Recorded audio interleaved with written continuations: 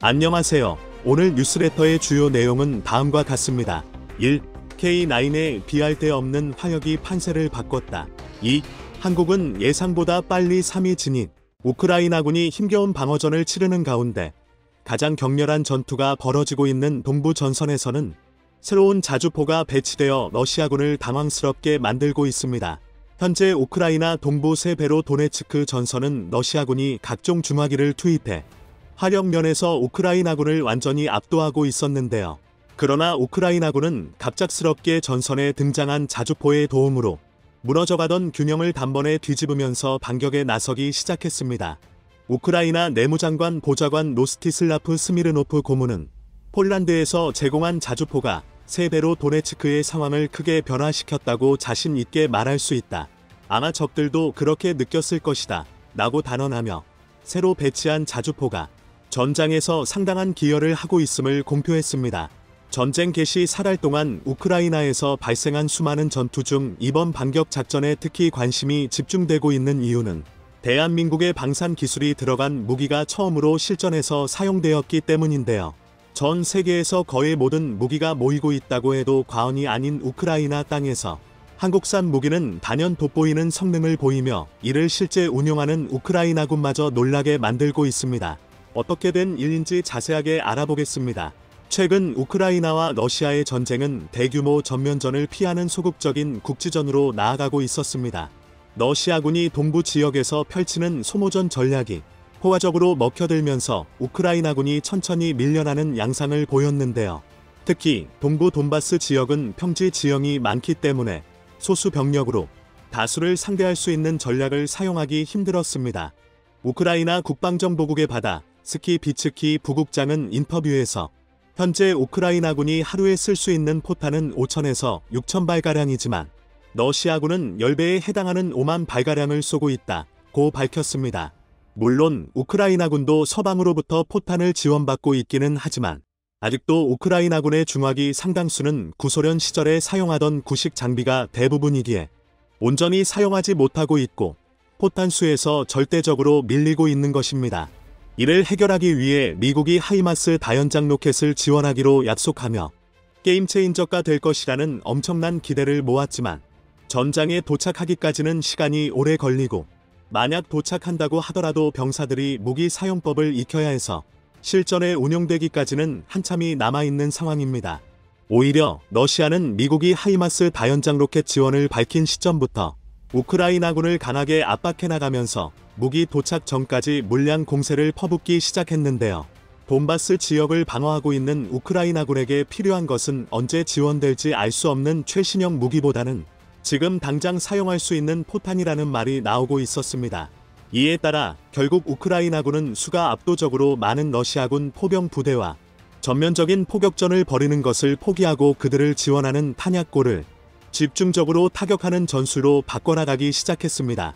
일전에는 우크라이나군이 러시아군 포병대를 직접 사냥하거나 대전차 미사일을 무장한 경보병대, 무인 전투기 등을 활용해 포병대를 제압했으나 러시아군이 시리아전에서처럼 대규모 포병대를 전선에 투입해 어느 정도의 병력 손실을 본다고 해도 개의치 않는 인해 전술을 펼친 것입니다. 이 때문에 우크라이나군은 러시아군의 수많은 포병 부대를 상대로 엄청난 전과를 올렸음에도 10배의 차이를 뒤집을 수는 없었고 섣불리 공격했다가 아군 포병 부대의 위치가 노출되어 피해를 보는 경우도 발생했습니다.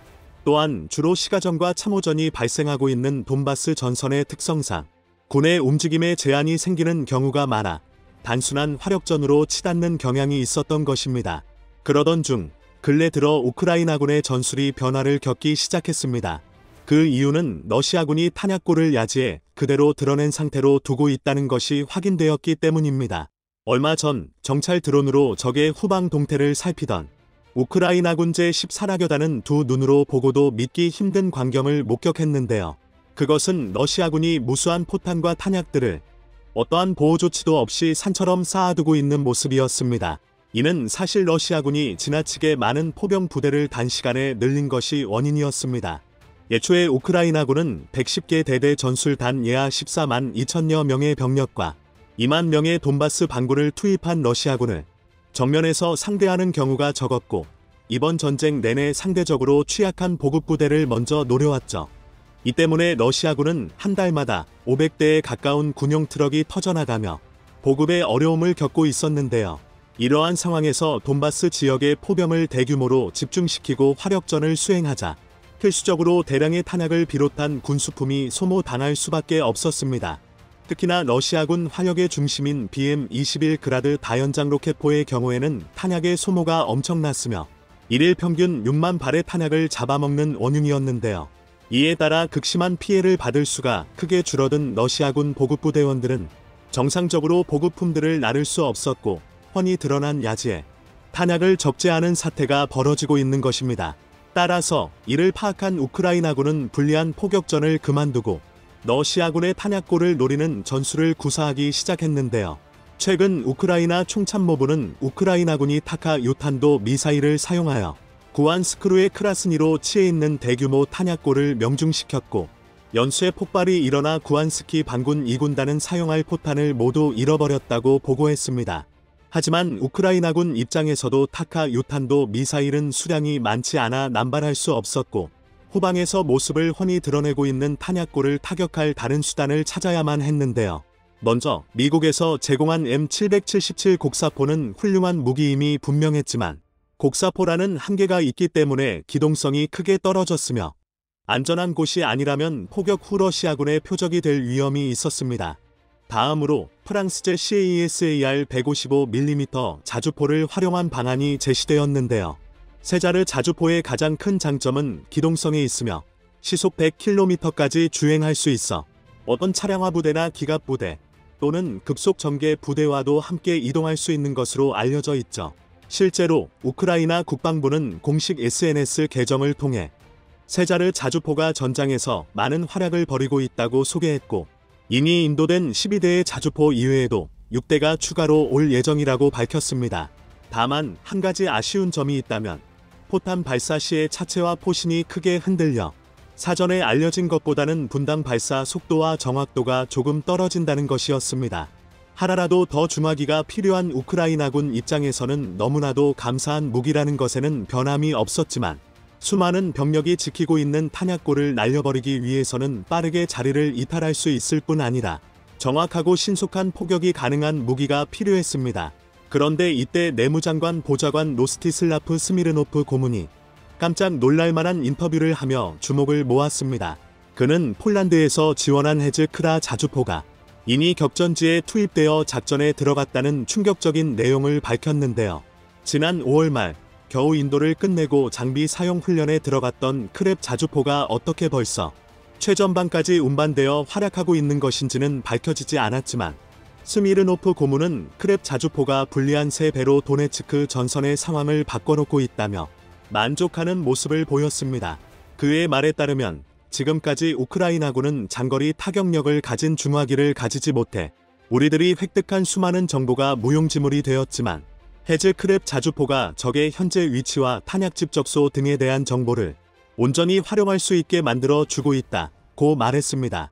크랩 자주포가 가장 고평가되는 점은 한국군 주력 자주포 K9의 차체를 사용하여 포탄 사격 후에도 무기가 크게 흔들리지 않는다는 것이었습니다.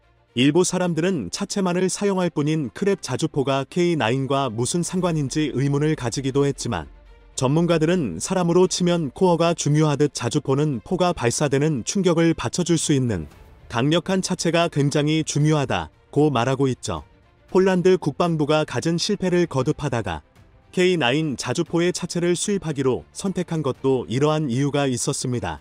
특히 크랩 자주포처럼 사격 후에도 차량이 흔들리지 않게 된다면 사격 후 기동이라는 이상적인 전술을 구사할 수 있게 되는 것입니다.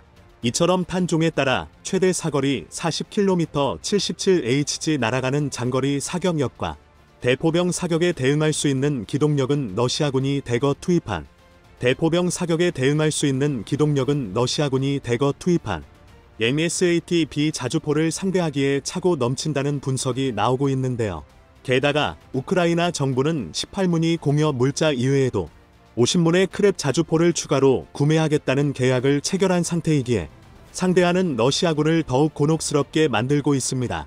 또한 헤즈크라 자주포의 활약은 우리나라에 가장 부족했던 실전 데이터를 축적할 기회를 간접적으로 제공한다는 점에서도 큰 의미를 가지고 있습니다. 실전에 투입되어 성능을 입증하는 것을 중요하게 생각하는 방산 시장에서 크랩 자주포의 활약은 K9 자주포의 평판과 직결된 것입니다. 얼마 전 하나디펜스는 프랑스 파리에서 열린 유럽 최대 규모의 국제 방산 전시회 유로 사투리에 참가해 K9 자주포의 유럽 시장 공략을 노리고 있기에 더욱이 촉각을 곤두세우고 있는데요. 이번 기회로 우리나라의 방산 기술이 실전에서도 뛰어난 성능을 발휘할 수 있다는 사실을 입증할 수 있기를 바라며 많은 사람의 평화와 안전을 지키는 데 기여할 수 있기를 바랍니다. 최근 한국의 무기 수출이 전례 없는 호황을 맞고 있습니다. 특히 한국은 2012에서 16년과 비교해 지난 2017에서 21년 사이 무려 177%나 급성장했는데요. 이는 상위권 국가 중에서도 압도적인 1위의 기록입니다. 올해 역시 사상 최고액 돌파는 이미 기정사실로 되어 있는데요. 폴란드에서 따낸 초대박 수출건이 그 뒷받침을 하였습니다. 규모는 K2 전차 980대, K9 자주포 670문, FA 50-48대 등으로 한국 방산 수출 역사상 최대 규모입니다. 1차 계약 규모만 10조 원대, 총 사업 규모는 25조 8천억 원 수준이고 여기에 탄약 운반 장갑차, 지원 전차, 탄약, 후속 지원 비용 등을 포함하면 총 규모는 40조 원 이상이 될 것으로 보입니다. 방위사업청과 업계는 올해 폴란드를 제외하고도 100억에서 150억 달러 이상 수출을 기대하고 있는데요. 이로써 방산 수출 세계 5위권 진입은 물론 어쩌면 3위권 내로도 진입할 수 있다는 전망까지 나오고 있습니다. 사실 한국의 목표였던 5위권 진입만 해도 엄청난 성과인데요. 우리나라 기술진들이 피땀 흘리며 이뤄낸 수십 년간의 노력의 성과가 지금 꽃피우고 있는 것입니다. 외신들도 일제히 한국 방산이 가진 저역의 놀라움을 감추지 못하고 있는데요. 미국 매체 VOA는 지난 2일 한국산 무기가 세계 방산 시장의 새로운 대안으로 떠오르고 있다고 하였고, 일본 요미우리 신문도 한국이 세계 방산 시장에서 존재감을 드러내고 있다며 러시아의 우크라이나 침략이 장기화하는 가운데 한국의 정부와 민간 기업이 하나로 뭉쳐 북대서양조약기구 나토 회원국의 무기 수주에 힘을 쏟고 있다고 보도했습니다.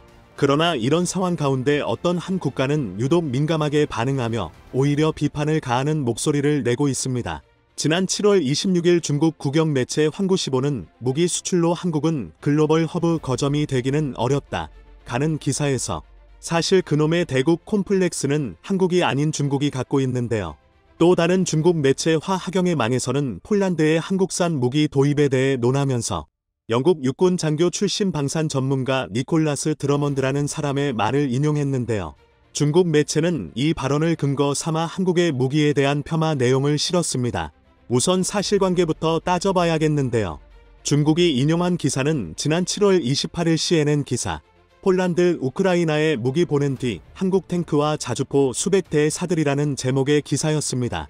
실제로 니콜러스 드러먼드는 CNN과의 인터뷰에서 K2가 독일의 레오파르트 2보다 본질적으로 성능이 떨어진다고 발언하였는데요. 이는 K2 전차를 혹평하고 폴란드가 아시아 전차를 도입하는 것에 대해 매우 부정적인 인터뷰였습니다. 사실 드러먼드는 폴란드의 전차 도입 계획이 추진된 2017년부터 줄곧 한국의 K2 흑표 전차를 비판해 왔었는데요. 그의 트위터에는 솔직히 말해서 폴란드가 레오파르트 2 전차 대신 K2 흑표를 선택하면 미친 짓이라고 생각한다. 라는 글과 함께 레오파르트 2의 사진을 게재하기도 했죠. 그렇다면 이 사람의 말처럼 K2 흑표 전차가 독일의 레오파르트 전차와 비교해서 정말 비교도 못할 만큼 뒤떨어진 성능을 갖고 있고 K2 흑표를 선택하면 미친 짓이라는 소리까지 들을 정도로 차이가 심한 것일까요? 이 두 전차의 성능 테스트는 이미 노르웨이 전차 도입 수주 사업에서 한번 치러진 적이 있습니다. 우선 연사력을 살펴보면 K2 흑표 전차는 자동장전 장치를 탑재했고 레오파르트 EH는 가장 최신형임에도 수동장전 방식을 사용하고 있습니다. K2의 자동장전의 경우 첫 탄 발사, 후 후속탄 발사까지 6초가 걸리며 분당 10발 정도를 쏠 수 있습니다. 반면 수동장전은 숙련된 탄약수일 경우라도 분당 7발을 넘기기 힘들고 기동 시에는 그 절반으로 줄어버리죠. 방호력 부분에서는 레오파르트 전차가 스커트와 포탑 측면 부위에 장갑이 보완되었다지만 K2 전차에는 소프트킬 능동 방어가 기본으로 탑재되어 있고 네오파르트 EA7 기본 모델에는 능동 방어가 탑재되어 있지 않고 추가 금액을 지불해야 탑재가 가능합니다. 기동성 부분에서는 네오파르트가 59km/h, K2 흑표전차가 55km/h로 네오파르트가 근소한 우위에 있으나 K2 흑표전차에는 비틀린 바가 아닌 ISU 유기암 현수장치를 사용해 산악지형에서의 기동이 훨씬 우월하고 변속 단수 역시 네오파르트보다 높은 5단을 채용하고 있습니다. ISU 현수장치를 통해 차체를 위아래로 움직일 수 있어서 내복 공격이 가능함은 물론 현수장치에서 발생하는 온도로 인해 얼음이나 눈이 궤도에 붙지 않게 하는 메리트도 있죠. 사실 대부분 전문가는 네오파르트 EA7과 K2 흑표전차를 비교할 때 둘 중 하나가 압도적으로 우위에 있다고 설명하지 않습니다. 각기 장단점이 있으며 두 전차 모두 세계 1, 2위를 다투는 최고의 전차들이니까요. 그런데도 왜 영국 전직 장교는 폴란드의 K2 흑표전차 도입을 미친 짓이라고 표현했을까요? 그 비밀은 드러먼드의 트위터 소개란을 보면 알 수 있습니다. 소개란에는 KMW 영국 자문위원이라는 직함이 걸려 있는데요. 드러먼드가 KMW의 자문위원이면서 K2 흑표전차 구매를 지지할 수는 없는 노릇이죠. 마치 장충동 왕족발 보쌈 집 사장님이 방송에 나와 원할머니 보쌈이 맛도 좋고 가성비도 좋다고 칭찬하는 꼴이니까요. 또한 100번 양보해 드러먼드의 말이 바르다고 쳐도 무기 수입의 가장 큰 고려사항인 가성비에서 K2 흑표전차가 압도적 우위에 있습니다. 비슷한 성능을 가진 기체가 절반의 가격을 보유했다면 사지 않는 것이 오히려 미친 짓이죠. 디펜스24.com에 따르면 독일 국방부가 발표한 네오파르트 EA7 전차의 가격은 1,300만 유로에서 1,500만 유로, 한화로 따지면 180억에서 200억 사이로 확인이 됩니다. 그에 비해 K2 흑표의 가격은 850만 달러, 한화 98억 정도로 네오파르트 EA7 가격의 절반 정도에 불과합니다. 더군다나 폴란드가 K2 흑표전차를 도입했던 결정적인 이유는 빠른 생산력에 있었는데요. 폴란드의 부하 슈차큰 장관은 사실상 한국말과는 대안이 없다 라는 발언을 통해 현재 무기 도입이 시급한 폴란드의 요구를 충족시킬 수 있는 국가는 오직 한국밖에 없다고 하였죠. 폴란드는 러시아의 침공 직후 독일에서 네오파르트 2 전차 58대를 추가로 구입하려고 시도했으나 독일 육군은 자국의 안보에 영향을 미칠 위험이 있다는 이유로 이를 지속해서 연기했고 폴란드가 이미 운용하고 있는 구형 EA4 전차 20대만을 제한하였습니다. 이 20대도 인도되기까지 1년 이상이 걸린다고 하였죠. 이런 상황들이 깔려 있었던 것인데 그런데도 중국은 앞뒤 전후 맥락을 고려하지 않고 그저 한국의 수출이 잘 되지 않기만을 바라는 마음에 한국 무기에 대한 비판적 기사가 있다고 하면 우선 퍼나르기 바쁜 것인데요. 참 애쓰고 있죠. 사실 중국 입장에서 그럴 만한 게 한국 무기 수출 상황을 보면 단순 질투를 넘어 숨이 턱 막힐 지경입니다. 한국 무기 수출 대상국들이 사실상 중국과 적성국을 떼고 있는 국가들이기 때문인데요. 일례로 중국의 동서남북에는 모두 K9 자주포가 사방으로 깔릴 예정입니다. 동쪽에는 한국의 K9, 서쪽으로는 국경을 마주한 인도의 K9, 남쪽으로는 호주의 K9, 북쪽으로는 발트 3국과 폴란드가 대량의 K9을 운용하고 있죠. 이도 매체 타임스 나우의 5월 23일 기사에 따르면 이도 방위 사업인 아타마니르바타를 추진하면서 K9 버지라의 추가 백문 구입이 차기 국방조달위원회 회의에서 곧 열릴 것이라고 하였습니다. 기존 백문은 이미 5개 편대로 나뉘어 중국과 국경 분쟁을 겪고 있는 라다크 지역에 배치가 완료되었고 성능 시험 결과에 크게 만족한 인도군은 추가 백문을 더 구입하는 것을 두고 의논한다는 것이죠. 또한 K9 자주포가 해안포로 운용되면서 중국 군함에 억제력을 제공해 줄 수 있다는 분석도 나와 화제가 되고 있는데요. 이는 최근 이집트에서 열린 K9의 해상시험 평가에서 K9이 적 수상함에 대한 접근 거부 액세스 디나이엘 임무 수행을 위한 해안 방어용 환역 체계로 사용될 수 있다는 것을 증명해냈기 때문입니다. 사거리가 54km에 달하는 초장거리 무기인 곡사화기로 해안으로 접근하는 가상스러운 함정을 명중시키는 장면은 이집트 군 관계자들을 깜짝 놀라게 했는데요. 이런 상황 가운데 지난 5월 호주 해안에서 중국의 군함인 이왕 상함이 포착되어 해당 지역에서 활동하는 호주, 미국 군함에 대한 정보를 수집해갔다는 기사가 보도되었습니다. 피터 더턴 호주 국방부 장관은 중국의 정보 수집함 HI-2 티모르의 인근을 지나간 사실을 확인했다며 해당 함선이 첩보 활동을 벌이며 도발했다고 밝혔는데요. 해당 중국 군함은 동티모르 해군기지에서 출발해 호주 북부 앞바다인 티모르의 연안까지 진입한 것으로 추정됩니다. 최근 중국은 솔로몬 제도와 안보 협력을 동티모르와 경제 협력을 맺고 이 지역에서의 군사 행위를 넓혀가고 있습니다. 동티모르는 해상 유정과 가스전에 24억 달러 규모의 지원을 받기로 하였고 또한 자국 최대 항만인 심수항 건설을 중국 국유기업인 중국교통건설공사에 맡기기로 하였죠. 거기에 인근 섬나라인 사모아도 중국과 상호 협력 강화를 골자로 한 협약을 체결하기로 하면서 사실상 호주의 앞바다도 중국 해군이 자유롭게 넘나들 수 있는 지역이 되었습니다. 이에 호주는 K9을 노던 준주의 팔머스턴 제812연대에 배치해 해안포로 운용할 계획을 갖고 있습니다. 최근 한국의 국방과학연구소와 풍선에서는 155mm 포탄의 사거리를 100km로 향상한 유도 포탄을 개발하고 있는데요. 시뮬레이션 결과 바람 등의 환경적인 요인을 고려하였음에도 불구하고 50%의 탄약이 6m 이내에 95%의 탄약이 목표물 10m 이내에 탄착했을 정도로 명중률은 매우 높은 편이며 유도 키드로 대한 사격까지 사용할 수 있어 호주 해안에 출몰한 중국 군함에 대한 충분한 억제력을 가질 수 있을 것으로 보입니다.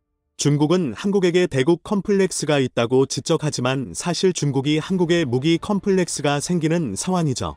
중국 축구가 한국만 만나면 죽을 소 생겨난 말인 공안증은 이제 한국 무기로도 그 영역을 넓혀가고 있습니다. K9 이행시로 마칩니다.